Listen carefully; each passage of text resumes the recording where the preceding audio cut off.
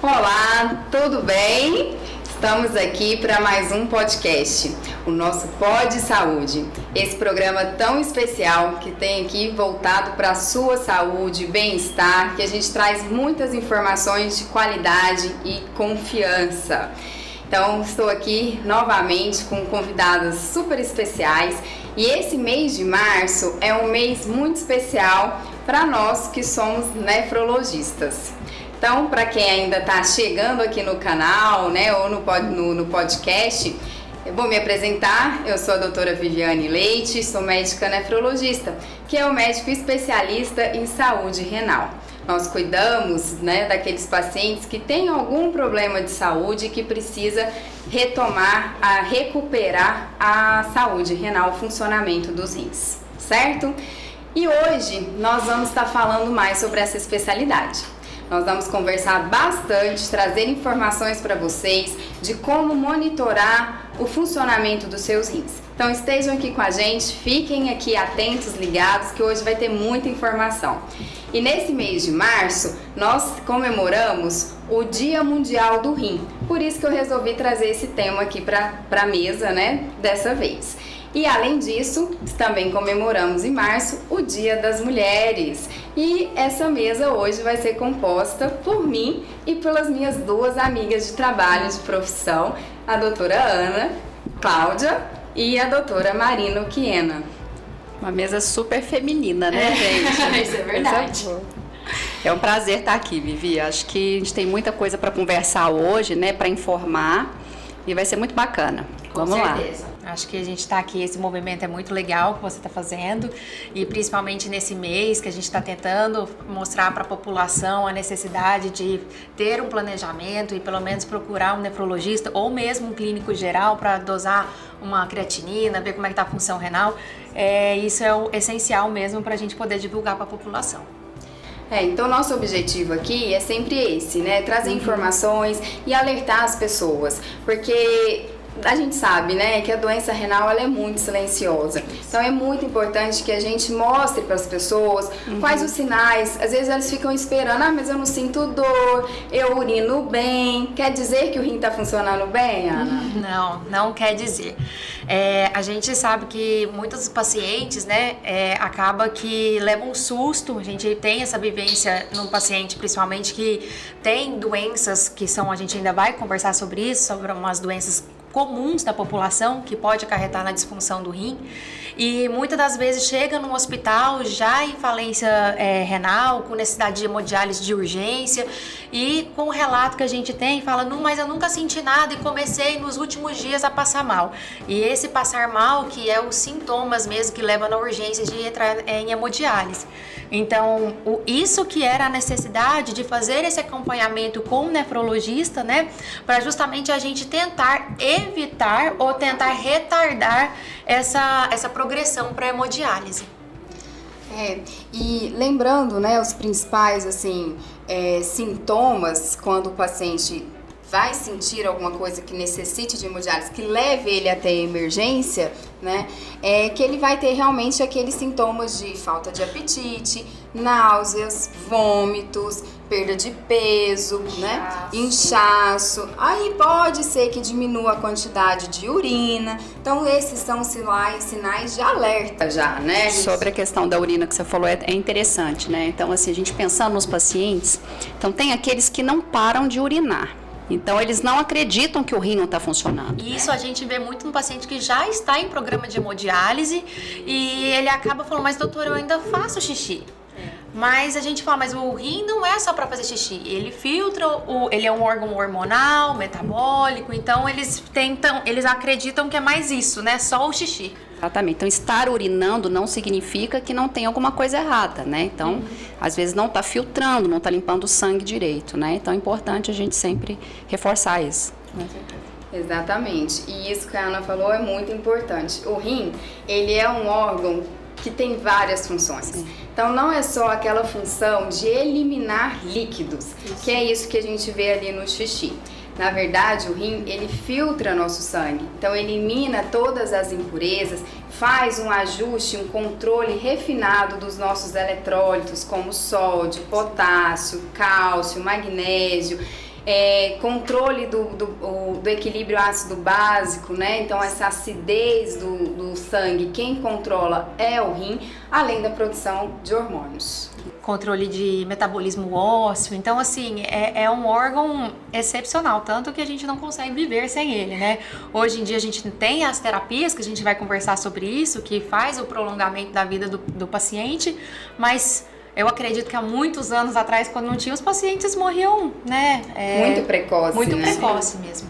Até assim, na residência, né? Eu acho que eu sou a mais antiga. Então vamos falar das idades. Não. Mas eu terminei a residência primeiro e a gente ainda perdia muito paciente, sabe? Por falha de acesso, por dificuldades. Hoje em dia a medicina foi evoluindo, então a gente já consegue garantir que a método, né, dialítico dure mais, sim, que aquele paciente sobreviva, tenha uma sobrevida muito maior. E hoje a gente tem um transplante, né, bem mais desenvolvido e acessível para as pessoas. Sim, então sim, a gente vai falar bastante hoje disso, transplante, métodos de diálise. Convidem as pessoas que vocês queiram, né, que acham que é importante, que eles vão se beneficiar dessas informações para estar aqui participando com a gente também. E Marina, conta aqui pra gente, pro pessoal, o que chega muito no seu consultório? Olha, no geral é doença renal crônica, né? Então são aqueles pacientes diabéticos que acompanham com a endócrino e aí de repente a endócrino começa a ver nos exames, né, a creatinina subindo um pouquinho ou alguma alteração no exame de urina, uma proteína que tá a mais também, e aí acabam encaminhando pra gente, né? Então, acho que diabético já com alteração de função, os hipertensos também, né? São as duas principais são doenças, as principais, né? Que são as principais doenças, né, da doença, responsáveis por doença renal crônica, né? Então, no mundo, né, enfim. Então, acho que esse é o dia a dia, né? Acho que do de vocês também, como é que é a experiência? Acho que com certeza. Eu acho que o que eu fico mais angustiada é que são coisas básicas que a gente, na nossa vivência, né? E que a gente não tem ideia como a população não sabe disso. Então, chega no meu consultório, às vezes um paciente que é encaminhado, a maioria das vezes é encaminhado por um outro colega de outra especialidade. E daí ela falou, doutora, mas eu não sabia que eu tinha problema no rim. E daí eu falava assim, mas ó, aí eu converso e explico, eu tento explicar bastante para os pacientes, falo, olha, as duas principais doenças que acometem a disfunção renal é diabetes e hipertensão. Ah, eu não sabia. E são doenças comuns. Você vê na sua família, quantos pacientes são hipertensos e diabéticos na sua família, né? Agora você comentou uma coisa interessante. Às vezes o paciente não sabe, ele cai no consultório que alguém mandou ir, ou tem aquele que o endócrino ou o cardiologista encaminharam, falaram, ó, vai, ele não vai porque ele acha que ele não tem nada no rim, porque não dói. Não dói. É aquilo que a gente comentou, né? Não vai ter sintoma no início, né? Então, tem esses dois lados, né? Não dói mesmo porque o rim, quando ele vai ficando crônico, ele vai diminuindo de tamanho. Então, ele realmente não vai doer. Ele vai... Existem algumas situações em que o rim dói, sim, né? Então, é importante reforçar. Porque como é muito comum, por exemplo, cálculo renal, as crises de cálculo renal, então isso que confunde muito a população. O rim vai doer quando tiver uma crise de cólica renal, porque aquele cálculo, ao passar pelo canal, pelo ureter, ele realmente distende e vai causar dor, ou em casos de infecção, uma pielonefrite, quando tem aquela infecção, né, na região do rim ali, vai causar uma dor lombar. Mas são essas duas únicas situações, ou quando tiver algum tumor, algum nódulo, né, um cisto mais complexo, aí provoca alguma distensão, né, enfim. Então são situações específicas. Mas o que chega no nosso consultório, a doença renal crônica, né, a insuficiência renal, aquele rim que não funciona mais, são pacientes que não sentem dor, né, que estão urinando bem, mas que tem uma pressão alta, uma diabetes descontrolada durante muitos anos. Ou também, bom reforçar o uso de anti-inflamatório de forma abundante, né? Eu tava até conversando com um paciente no consultório esses dias, eu falei, gente, eu acho que todos os medicamentos tinham que ser vendidos apenas com prescrição médica. Porque as pessoas não sabem. Falar, eu tenho uma dor crônica. Com certeza que um anti-inflamatório milagroso vai tirar, né? E daí falar, mas quantas vezes você toma? Não tomo muito não, doutora. Mas quantas vezes por mês você toma? Pelo menos umas 3 vezes por mês. Por quantos meses? Faz uns 6 meses. Então isso é um uso abusivo já, entendeu? A pessoa acha que só tomar 3 vezes, mesmo tendo um espaço, sei lá, de 10 dias aí, 3 vezes por mês, um espaço de 10 dias cada vez, mas por um uso prolongado, isso vai causando essa alteração renal e o paciente não vai sentindo, né? E daí chega, muitas dessas vezes, o paciente já tá com uma disfunção renal tão grave que já entra em hemodiálise. Uma das causas de piora dessa função renal é a automedicação, né, Marina? E o pior é aquele paciente que toma o remédio, mas eu tô tomando para dor. E ele não sabe que é anti-inflamatório, né? Que faz mal pro rim. Mas foi, às vezes, até um próprio colega, ou foi o vizinho que te passou, você toma, né? Então é importante a gente, né, sempre perguntar, o que você usa para dor? Aí você fala os nomes principais, diclofenaco, nimesulida. Nossa, é esse aí, mas eu achei que era só pra dor, que não fazia mal, então nem sabia o que era, né? Então é importante a gente explorar isso. A gente sabe a necessidade do uso do anti-inflamatório, é um remédio tem suas indicações, mas é bom sempre falar com o médico, assistente, quando usar, a gente usa por um período pequeno, curto, né? A gente faz acompanhamento da função renal e tudo mais. Importante monitorizar, certo? Então é importante ter, né, esse controle dos exames que a gente vai falar agora, de como que você pode avaliar a sua função renal. Exato. E aí, Marina, conta pra gente. Então, a gente fala que o mínimo para avaliar a função renal é uma creatinina, que é um exame de sangue, né? Do mesmo jeito que você faz um hemograma, né? Se acrescentar uma creatinina no postinho de saúde, você não precisa de um nefrologista para fazer isso, né? Naqueles exames gerais que você faz uma vez no ano, né? A depender das doenças até mais vezes. Creatinina e um exame de urina simples. Com isso a gente já consegue pensar num monte de doença, né, gente? Com certeza. E se precisa realmente ir para o nefrologista e dar esse segmento. Acho que isso é o básico, né? Então, se tiver alguma alteração nessa creatinina ou no exame de urina, o próprio médico do posto ou o clínico geral que te acompanha, o ginecologista, o cardiologista, né? Ele já vai identificar ali que tem uma alteração e vai encaminhar para o nefrologista dar seguimento nessa investigação, não é? Então, esses são os exames básicos e essa campanha, esse mês, veio exatamente trazendo isso, né? Saúde dos rins e exame de creatinina para todos. Esse é o tema da campanha esse ano do Dia Mundial do Rim. Então a importância, reforçando, é um exame simples, ele não custa acho que R$10, é um exame super barato e pelo SUS é de graça, né? Consegue fazer, então dá pra gente realmente monitorar a nossa função renal e ter consciência, né, de que a gente precisa controlar isso para poder, um diagnóstico precoce, ele pode ser totalmente reversível. Lembrando que nós estamos falando aqui que as principais causas de doença renal crônica são diabetes e hipertensão, que são doenças tratáveis, né, crônicas, mas tratáveis e que a gente pode então evitar uma e são doenças controladas, né? Também são tratáveis e controladas. Se o paciente adotar as medidas não só medicamentosas, mas de estilo de vida, são doenças que a gente consegue levar por longos anos aí, controladas, né? Exatamente. E falando em mudança de estilo de vida, você tá fazendo seus exercícios direitinho? Que a gente ensina muito. Hoje eu falei no meu consultório. Gente, paciente médico é terrível. Cuidar de médico é terrível, porque é rebelde, não tem jeito. Como nós somos difíceis. Nossa! E minha prima teve uma pielonefrite, né? E ela é médica. Então, à distância, ela não mora aqui, ela é da Bahia. Aí ela me ligou, mandou a tomografia. Eu falei, realmente, uma pielonefrite vai tratar assim. Seria bom internar. Internar não posso, não tem como eu internar. Como é que eu mudo a minha vida? Minha agenda amanhã tá lotada, eu tenho muitos pacientes pra eu ver, os pacientes precisam de mim. Falei, então vamos tentar tratar em casa. Então assim, cuidar de médico, gente, a gente ensina, mas nem todos fazem o que a gente fala, né? Exatamente. Mas você tá fazendo? O pior que eu tô. eu vou na luta, na garra, mas eu vou. Deixo a roupa dentro do carro pra não me burlar, entendeu? É mais ou menos assim. Então tem que fazer estratégias. Eu falo que para facilitar a gente tem que achar a atividade que a gente gosta de verdade, né? Porque não é todo mundo que vai se adaptar à academia, não é todo mundo que vai se adaptar, sei lá, ao vôlei, natação. Corrida, né? Acho que você gosta e põe aquilo, né? Acho que fica mais leve. Eu acho que essa é a grande sacada, né? Pra atividade A física. Marina é bailarina, gente.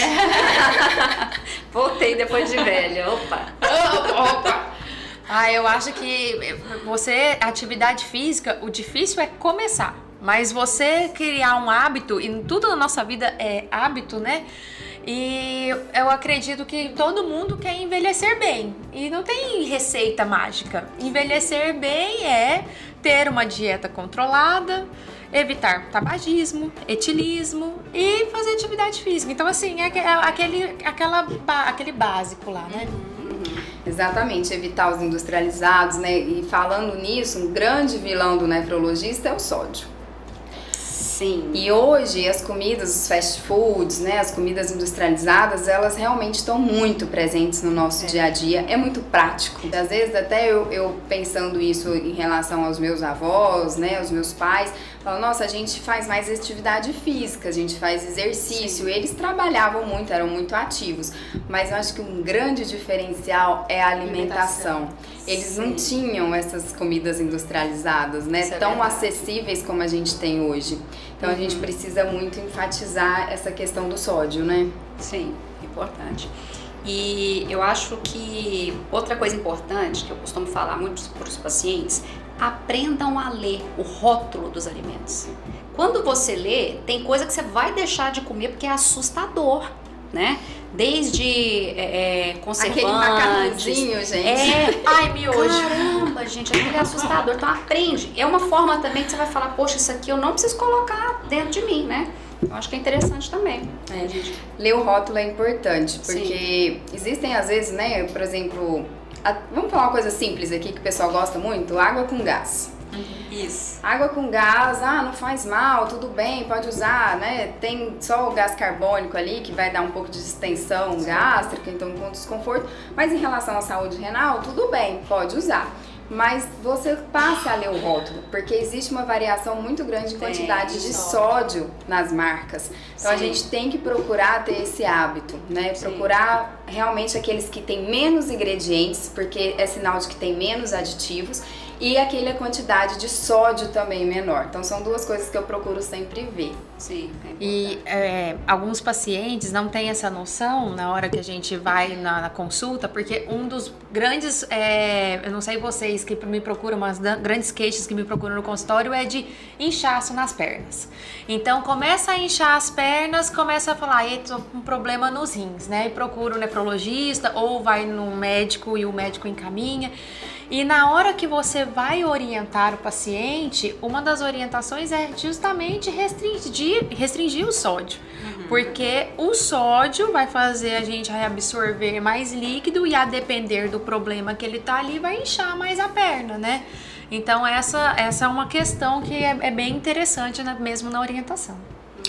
Então já que a gente está falando aqui das orientações para os pacientes, de como prevenir essas doenças renais, né? A gente falou aqui da questão do sódio, de mudança de estilo de vida, de fazer atividade física. O que mais, Marina, que a gente pode trazer para o pessoal? Reforçar a história do tabagismo, né? Que você comentou, a Ana já chegou a comentar, né? Então, cessar tabagismo, não é diminuir, é parar de verdade, né?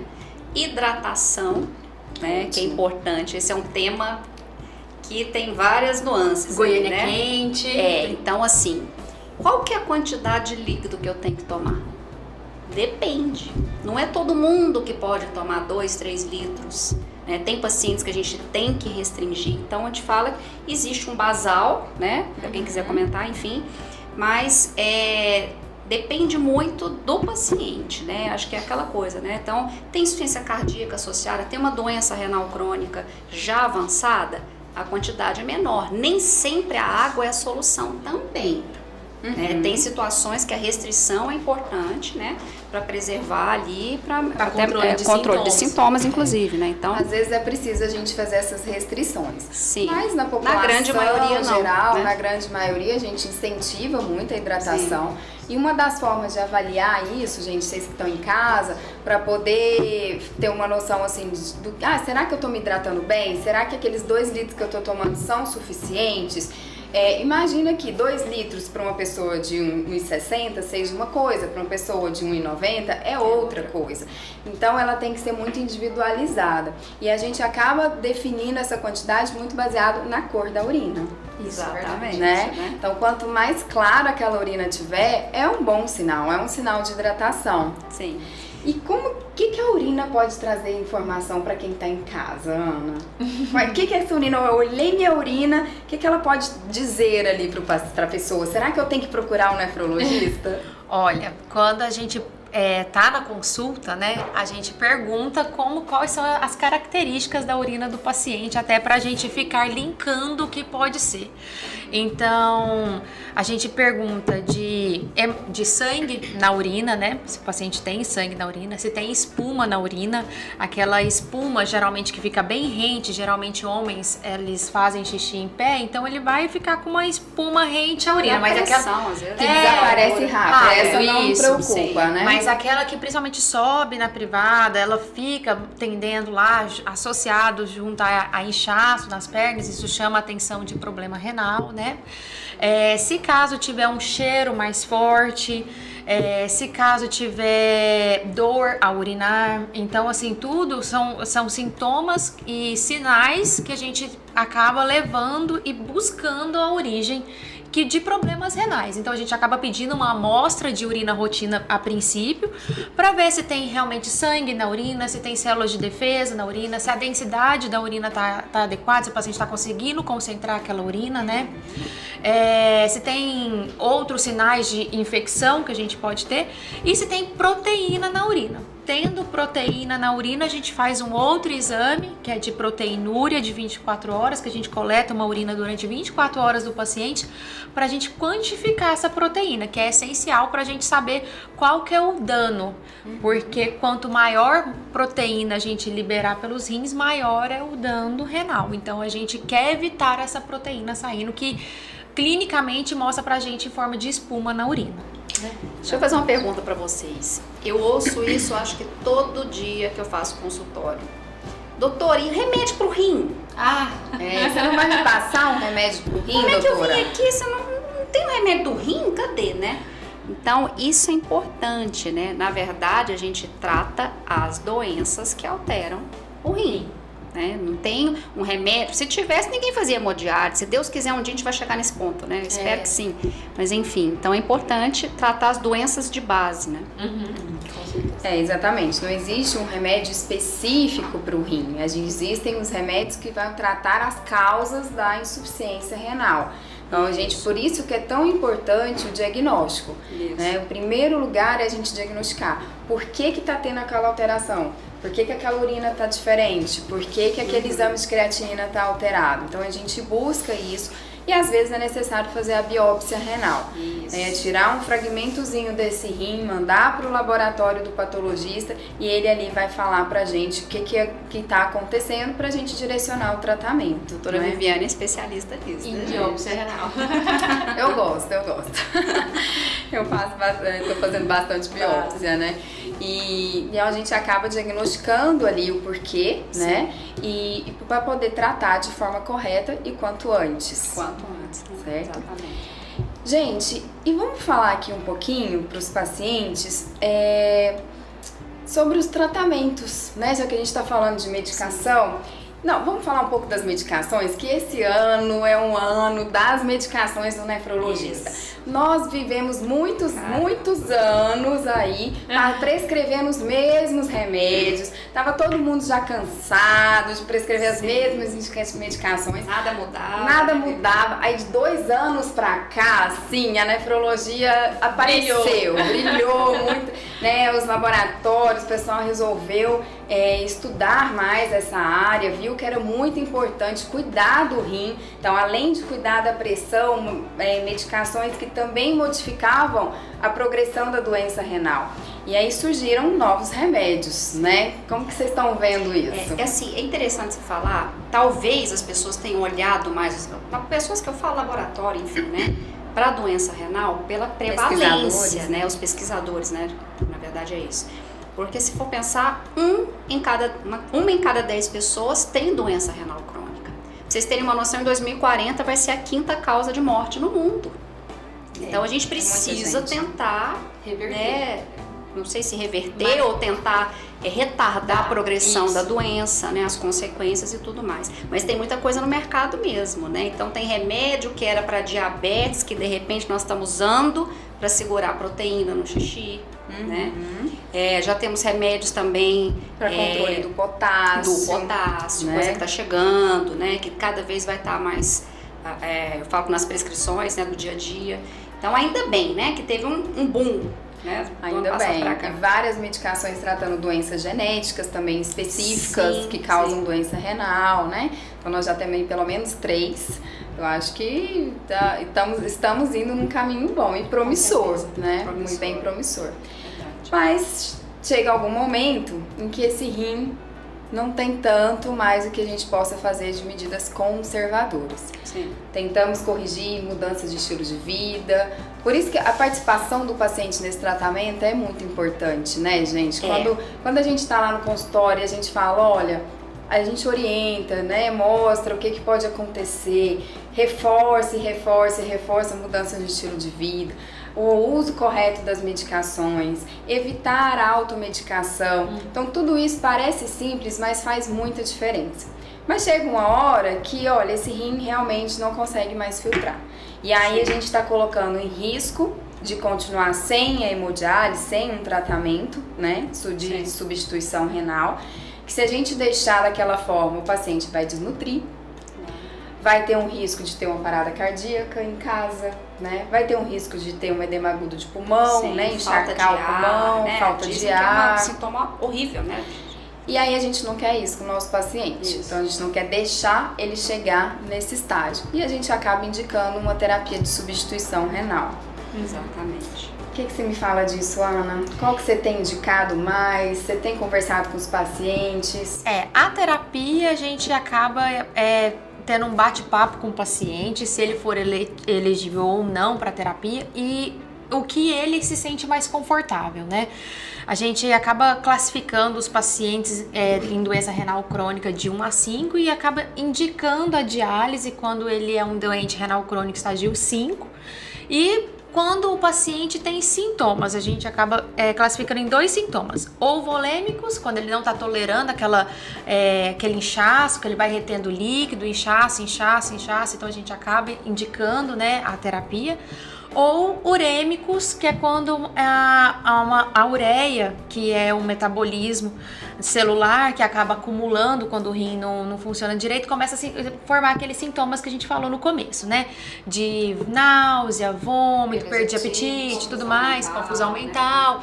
Então a gente acaba indicando as terapias também, né? E atualmente nós temos 3 terapias. Temos a hemodiálise, a diálise peritoneal e o transplante renal. Então, acaba que o transplante a gente consegue fazer em alguns pacientes em forma preemptiva, né? Talvez a Marina vai conseguir melhor falar isso pra gente. Preemptivo, gente, só abrindo um parênteses, é quando a gente indica o transplante sem ter que passar pela hemodiálise ou diálise peritoneal. Então, ele tá lá no consultório, a gente já tá acompanhando, vendo que a função renal tá diminuindo, a gente pode ir direto pro transplante. Mas isso é uma coisa bem... Tem alguns critérios, né? Principalmente funcionamento menor que 10, né? O Sistema Nacional de Transplante aqui de Goiás, né? A gente atualizou para menos que 10. Então tem critérios, não é todo mundo também, né? Enfim. Mas você E tem a hemodiálise e a diálise peritoneal.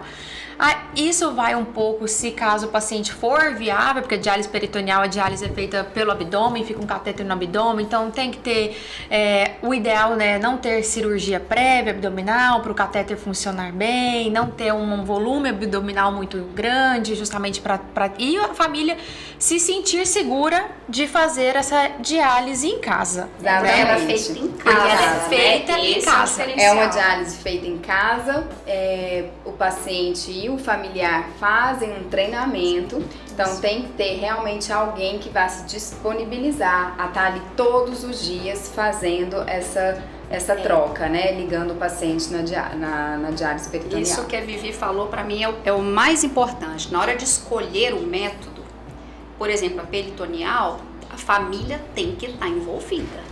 Não é só o paciente, não é você deixar o paciente na clínica, né, e alguém resolve. Então tem que ter isso, né, uma estrutura familiar, né, mínima ali, física participação também, tem que física. ter uma estrutura física. Então né? por isso que é individualizado, né, gente? O método para cada um de acordo com a vida, né, e com as preferências de cada um.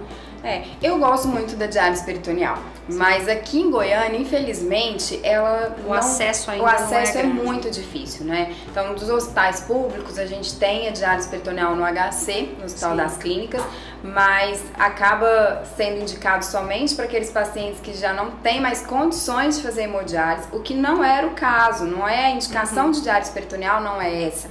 Era realmente para ser algo para escolher junto, né? Médico e paciente. Sim. Mas aqui em Goiânia realmente não é a realidade. Importante a gente falar, porque às vezes uma pessoa, né, fica ali, não, então vou pesquisar um pouco sobre esse método. Infelizmente, pelo SUS, ele é muito limitado aqui em Goiânia. Sim. Às vezes ainda por convênios tem essa maior facilidade, né, da gente poder passar para diálise peritoneal. E o outro método é a hemodiálise, que eu acredito que é todo mundo, na hora que pensa em diálise, pensa na hemodiálise, que é aquela máquina, né? A máquina que fica do lado do paciente. A gente pega duas vias, independente se for por catéter ou por fístula, né? Que é um acesso liga uma veia com uma artéria. E fica mais fácil, o fluxo fica muito mais alto, né? E mais fácil para a gente poder dialisar. Então, pega o sangue, passa nessa máquina, filtra o sangue. Além disso, a gente tira o líquido que a gente precisa, que o paciente eventualmente pode vir a diminuir esse xixi. Alguns mantém, mas a maioria vai reduzindo, né? E a gente faz essa terapia e retorna o sangue para o paciente. Acho que é muito importante a gente falar do acesso, que a gente está aqui com o pessoal, né, que está em casa, que está nos assistindo, com certeza com muitas dúvidas, mas se conhecer alguém que faça hemodiálise, o pessoal sempre lembra, né, da fístula, aqueles caroços, e tem medo de fazer. Primeiro, nunca vire para um paciente e pergunte, né, que é isso? Nossa, né, não faz cara de assustado. Muito pelo contrário, ele precisa de apoio, ele precisa ser acolhido. Então aquilo para ele significa a vida dele, tá? O acesso vascular dele é a vida dele, né? Então é muito importante para ele, tá? Então é importante que a gente valorize aquilo e não tenha medo, porque na verdade é muito melhor do que um catéter. Muito. Né? A diálise funciona melhor, o risco de infecção é muito menor, então a gente incentiva muito que os pacientes façam a fístula, que não fiquem com catéter, porque o catéter é maior chance de infecção. E além de ficar, é maior chance de você acabar perdendo o vaso, né? De tempos em tempos, a gente tem catéter de longa permanência, mas um certo determinado tempo, por infecção ou por alguma coisa, a gente tem que tirar aquele acesso e tem que passar em outra veia. E aquilo vai causando um trauma na parede do vaso e o vaso vai estreitando, pode até trombosar, então a gente vai perdendo acessos nesse paciente. Vai perdendo os vasos. E a fístula, a gente tem um amor por essa fístula, e quando um paciente faz a fístula, a gente incentiva o paciente a fazer fístula, E eu acho que um diferencial que você está falando da fístula é que a gente programa, né?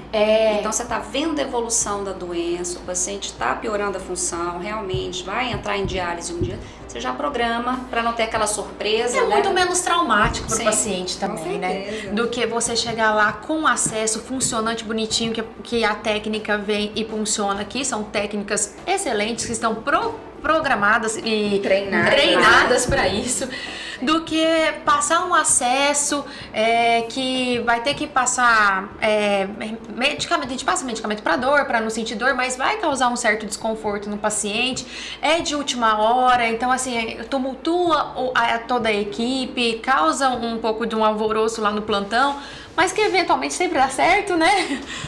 Mas às vezes pode ser um evento um pouco traumático para o paciente. Mas é importante a gente trazer isso, esse incentivo, né, o apoio das pessoas, da família, para que façam a fístula, não tenham medo da fístula. É uma cirurgia simples e que vai trazer muito mais benefícios. Sabe que, você comentando da fístula, esses dias eu ouvi uma paciente falar assim: eu acho que eu fiz esse trem antes da hora demais. Ela não entende que se ela pegar uma dengue agora, estamos falando de dengue, né? Tá no auge da dengue, pode ser só o estopim que ela precisa, entendeu? Então, a gente não indica à toa, a gente indica porque a gente realmente está vendo que está progredindo e não é para fazer a fístula e idealizar amanhã. Não, além disso. Isso. Faz a fístula e deixa ela quietinha aí. Quando precisar tá lá. Eu tenho paciente com mais de 3 anos de fístula. Também. E ótimo, né? Que bom, Que bom que nós conseguimos não precisar usá-la ainda, né? Ainda. Pode ser que nem use, mas ela tá lá. Se precisar, já tá lá, né? É um paciente que já tá bem na beira de precisar de uma hemodiálise. Lógico que a gente não indica de forma precoce, tá, gente? Gente, então vamos aproveitar também para trazer um assunto que tá muito na mídia, né? Que é o transplante renal do Faustão. Faustão fez um transplante cardíaco, precisou também de transplante renal. Isso gerou muitas dúvidas, né? Muitas especulações na internet. Então vamos aproveitar nós três que somos aqui nefrologistas, a Marina trabalha mais com transplante, pra gente esclarecer como que funciona a fila do transplante, né? Quem são os pacientes candidatos ao transplante, como que funciona essa realidade para que as pessoas, para esclarecer bem isso. Foi interessante você tocar nesse assunto, porque a gente está vendo aí todos os dias, né? Os comentários são: nossa, pro rico o transplante é rápido, né? Minha mãe tá na fila há 3 anos e não sai o rim, né? Na verdade, falando especificamente, né, do caso do Faustão agora, o transplante de rim foi priorizado porque ele tinha um transplante cardíaco, né, que a gente fala de órgão sólido prévio. Então, isso torna o paciente priorizado na fila, né? Tem alguns critérios de priorização. Sim, né? E isso é muito sério. Transplante, são várias pessoas ali vendo, o próprio protocolo, né, de morte encefálica, são 2 médicos, sério. É tudo muito, muito, como é que eu vou falar? Tem critérios muito rigorosos, né, essa expressão. Então, existem critérios, por exemplo, para priorizar um paciente. Um deles é esse. Outro é se um paciente era doador de rim e que de repente também evoluiu com doença renal crônica dialítica, por exemplo, né? Então tem alguns critérios. Esse especificamente, falha de acesso, bem lembrado. Então esse especificamente foi sim dentro dos critérios, né? Então foi para o início da fila. Quando você fala em transplante, então a inscrição, uma coisa que me perguntam muito: doutor, então qual que é o meu número na fila? Não existe número. Existe chama de RG, código, né? Isso, um código RGCT, que é um registro, né, que você está lá. Está inscrito. Depende de compatibilidade. Então eu posso entrar na fila hoje, se de repente aparece um órgão mais compatível, não interessa se tem outro que está há 10 anos na fila, vai vir para mim. É compatibilidade. Compatibilidade do tipo sanguíneo, Sim. compatibilidade genéticas, tá? Então, testa ali se tem alguns outros tipos, não é só a tipagem sanguínea ABO que a gente conhece, né? Mas os tipos de HLA, um código que tem ali nas células. Então, aquele doador falecido, ele vai ser pesquisado com todo mundo que tá na fila para poder ver quem é o mais próximo, mais compatível. Exatamente. E a gente isso é feito realmente para que o transplante tenha sucesso. Isso. Não adianta a gente transplantar, pegar aquele rim ali, né, que veio de um sofrimento, a família tá doando aquele rim, a gente pegar aquele rim e não fazer com que dê certo o transplante. Então, Além o objetivo porque é esse. é cirurgia, né? Você tem riscos cirúrgicos. Então, assim, a gente pega no nosso dia a dia, o paciente, ele sai do centro cirúrgico, ele fica um tempo na UTI, em terapia intensiva, justamente porque é uma cirurgia grande, né? Então, não é qualquer coisa que a gente simplesmente vai colocar em você. Então tem que ter os critérios e muito bem A determinados. Vivi tinha perguntado, né? Então, assim, para qual paciente, né? Primeiro, o paciente tem que querer, né? Então, é a primeira coisa. Segunda coisa, as doenças têm que estar controladas, né, gente? Então, diabetes bem controlado, o paciente aderente. Eu falo muito para os pacientes assim: transplante, você troca a máquina de hemodiálise por um punhado de remédio. Se você não tomar os remédios direito, se você não mudar hábito de vida, vai tudo por água abaixo. Você vai perder Né? o seu transplante. Então não é para todo mundo, né? Questão de idade, que sempre me perguntam, hoje a gente até tolera a questão hoje, a população está envelhecendo. Então a ideia tem funcionalidade, né? Um paciente bem aderente, que as doenças estão controladas, idade já não é também um fator limitante. Né? Lógico, depende também da experiência de cada equipe. A minha equipe não trabalha com criança, mas tem equipes que trabalham. A gente trabalha com o pessoal um pouquinho mais idoso, outras equipes não. Mas tudo, né? Então, exames certinhos, tem os pareceres, tudo para poder dar certo. O transplante, a ideia é que dê certo. Exatamente.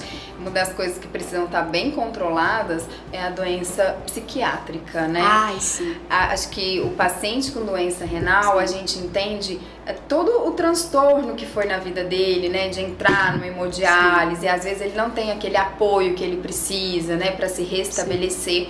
E aí ele já quer transplantar,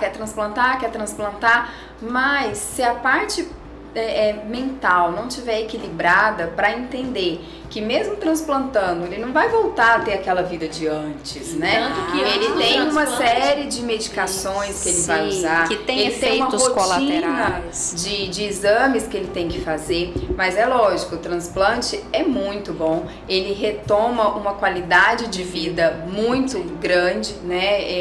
E diminui muito o risco desse paciente de morte cardiovascular, Sim. enfim. Então a gente realmente é muito a favor do transplante. Com certeza. Tanto que antes mesmo de entrar na fila, faz avaliação psicológica, né, Marina? Sim. Então faz não só de exames, avaliação do cardiologista, do urologista, você tem que passar por uma avaliação psicológica para ter o aval da psicologia falando que esse paciente está apto para fazer o transplante também. Exatamente, gente. Incrível, conversamos muito aqui, Dá vocês viram pra que se ficar, né, um deixar, ano a falando. gente fica aqui o dia todo falando sobre assuntos da nefrologia, né?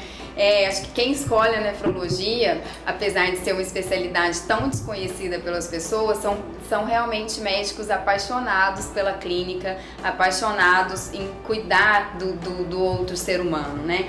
Então, se deixar, a gente vai ficar aqui falando.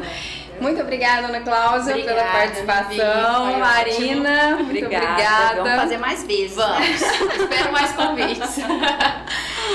Gente, nós vamos terminando então, encerrando esse podcast, nosso Pod Saúde, com esse tema tão relevante hoje, que foi falando um pouco da nefrologia, trazendo essa campanha maravilhosa, que é o Dia Mundial do Rim, que é um dia de prevenção, no mês de março, coincidindo aí com o Dia das Mulheres, e a gente espera realmente que todos cuidem da sua saúde, e estamos aqui para trazer informações de qualidade para vocês.